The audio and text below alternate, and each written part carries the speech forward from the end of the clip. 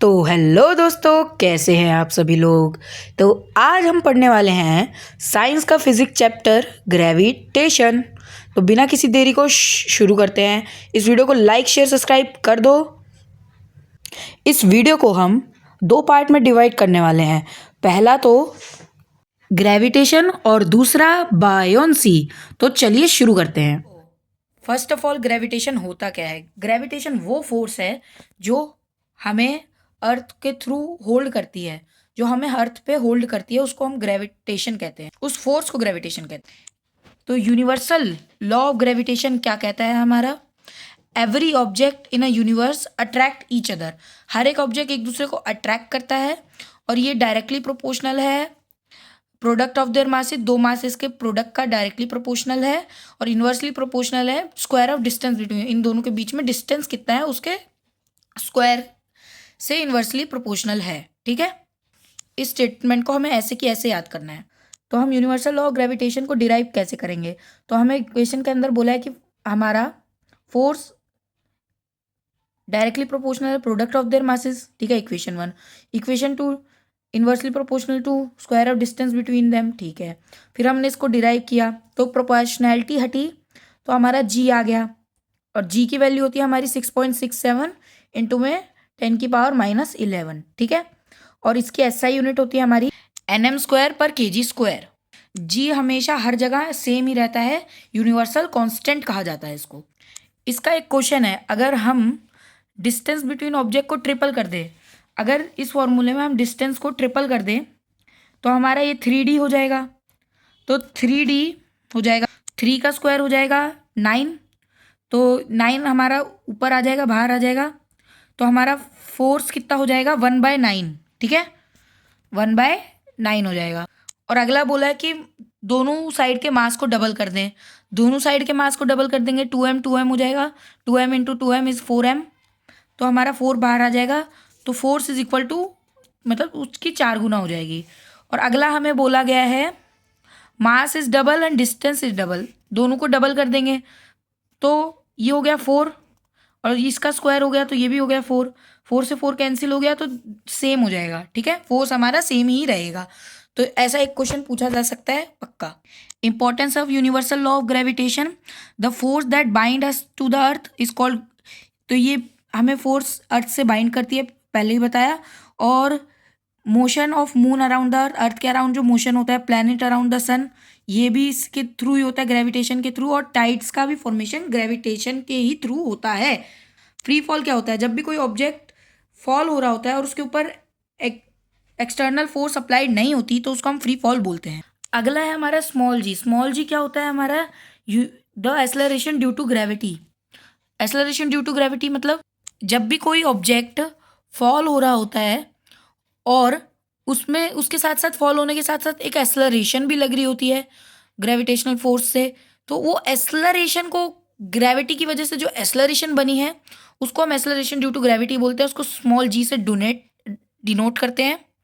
उसकी अर्थ के ऊपर 9.8 मीटर पर सेकेंड वैल्यू होती है, पर ये वेरी करती है, हर जगह अलग अलग वेरी होती है क्योंकि हमारे अर्थ का शेप हमारा जियोइड होता है।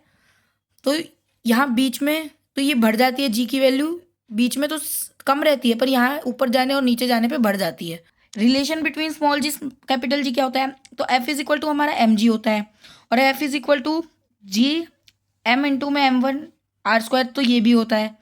तो अगर हम इधर एम, छोटा एम से छोटा एम कैंसिल, तो जी इज इक्वल टू GM/r²। तो इसका ये रिलेशन हो गया। छोटे जी की ऐसा यूनिट होती है मीटर पर सेकेंड स्क्वायर, क्योंकि ये एक एक्सेलरेशन होता है। और हमारे छोटे जी की वैल्यू मून पर जाकर 1/6 हो जाती है अर्थ के मुकाबले। ठीक है, अगला टॉपिक है हमारा मास और weight. The quantity of matter contain by are object is called mass. उसके अंदर कितना मैटर है ऑब्जेक्ट के अंदर तो उसको हम मास बोलते हैं। ठीक है, मास की ऐसा यूनिट होती है हमारी केजी। और मास हमेशा कांस्टेंट रहता है, कहीं पर भी चेंज नहीं होता है और वो जीरो नहीं हो सकता है। पर वेट एक फोर्स होती है जो हमें अर्थ के थ्रू बाइंड करके रखती है। ठीक है, उसकी ऐसा यूनिट न्यूटन होती है क्योंकि एक फोर्स होती है, वो कांस्टेंट नहीं होती और वो जीरो भी हो सकती है। वेट इज इक्वल टू हमारा mg होता है। ठीक है, अगर वेट एक फोर्स होती है, force is equal to m a होता है, ठीक है। ए का मतलब एक्सेलरेशन, तो एक्सेलरेशन मतलब एम जी, ठीक है। अगला टॉपिक है हमारा थ्रस्ट एंड प्रेशर। तो थ्रस्ट क्या होता है, हमारा परपेंडिकुलर फोर्स जो अर्थ के ऊपर अप्लाई होता है, ठीक है, उसको हम थ्रस्ट बोलते हैं। उसकी एसआई यूनिट न्यूटन होगी, क्योंकि ऑफ कोर्स ये एक फोर्स है तो उसकी एसआई यूनिट न्यूटन होगी। अगला है हमारा pressure. The force applied per unit area is called pressure. Pressure की एसआई यूनिट होती है हमारी पास्कल। एक एरिया पे अगर हम ऐसे हाथ रख दें और जो प्रेशर लगा तो उसको हम प्रेशर ही बोलेंगे, ठीक है। एक फोर्स लगी तो उसको हम प्रेशर बोलेंगे। Pressure is equal to thrust by area, ठीक है, थ्रस्ट अपॉन में area. Pressure in fluids. The all gases and liquids are fluid that have weight which exerted pressure in container in which they are enclosed, ठीक है। Fluid क्या होता है, हमारा जो सब्सटेंस फ्लो होता है, तो गैसेस और वाटर हमारा फ्लूइड हो गया, ठीक है। तो वो भी एक प्रेशर एक्सर्ट करते हैं जिस कंटेनर के वो अंदर वो बंद होते हैं, ठीक है। जैसे कि हम अगर पानी ज़्यादा तेज़ी से फ्लो हो रहा होता है तो वो सामने वाली चीज़ को कुछ भी तोड़ सकता है, ठीक है। तो उस फ्लो से भी वो प्रेशर ज़्यादा एक्सर्ट होता है। और अगर हम ज़्यादा पानी एक चीज़ के अंदर भर दें और इनक्लोज कर दें कंटेनर के अंदर, तो वो भी प्रेशर एक्सर्ट करता है, ठीक है। बायोन्सी में क्या होता है, जो अपवर्ड फोर्स अप्लाइड होती है इन लिक्विड और water is called buoyant force, ठीक है। तो ये एक बायोन्सी होता है। Buoyancy depend upon density of fluid, और डेंसिटी ऑफ फ्लूइड पे डिपेंड करती है, और हमारा जो लिक्विड का वेट होता है वो डिस्पर्स्ड होता है तो उसको हम उस पर डिपेंड करती है, ठीक है। तो ये दो चीज़ों पे डिपेंड करती है हमारी बायोन्सी, ठीक है। तो आखिरी टॉपिक है हमारा आर्किमेडिक प्रिंसिपल। उससे पहले ये टॉपिक है वाई ऑब्जेक्ट फ्लोट और sink when placed on surface of water. Object flow क्यों करते हैं और सिंक क्यों होते हैं, ठीक है।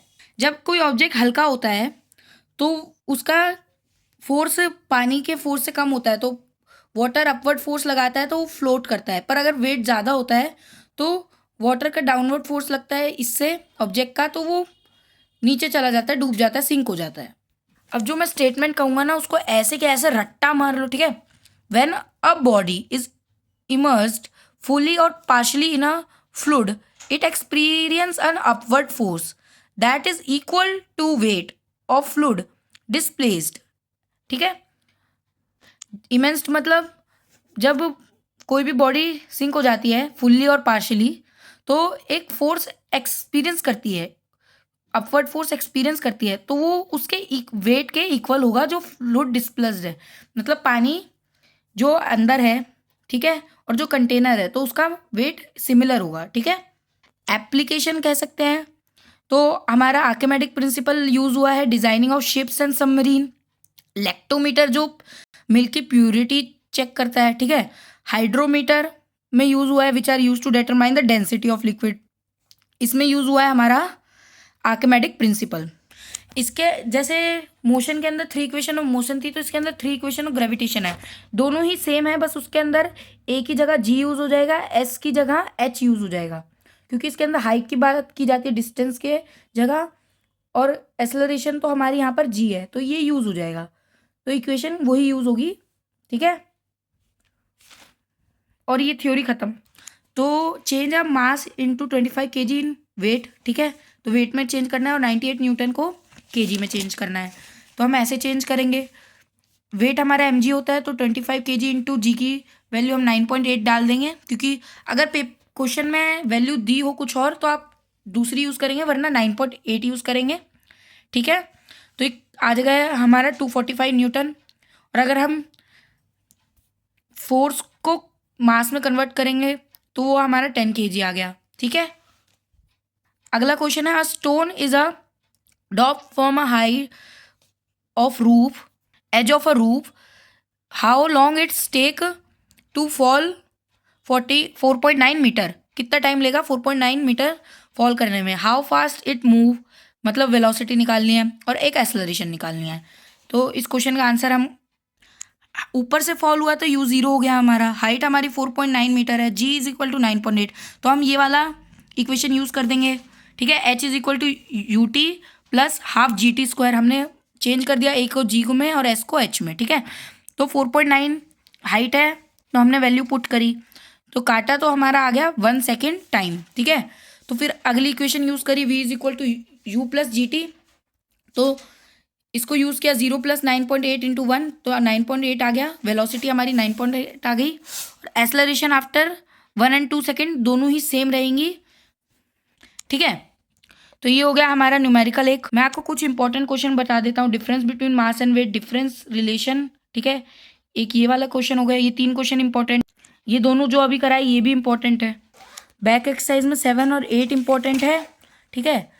हमारा 13 इंपॉर्टेंट, 14 इंपॉर्टेंट, 15 इंपॉर्टेंट, 16 भी इंपॉर्टेंट है, ठीक है, और 18 इंपॉर्टेंट है। ये इन क्वेश्चंस में से ज़्यादातर क्वेश्चन बने हैं, मैंने देखा है। तो इस चैप्टर के लिए बस इतना ही। Thank you for watching guys. Like share subscribe कर देना। और एक इम्पॉर्टेंट अनाउंसमेंट है, आपका केमिस्ट्री का टेस्ट मैंने रिकॉर्ड कर दिया है, तो आपको चाहिए या नहीं मैं बता देना, सारे इंपॉर्टेंट क्वेश्चन है। Thank you.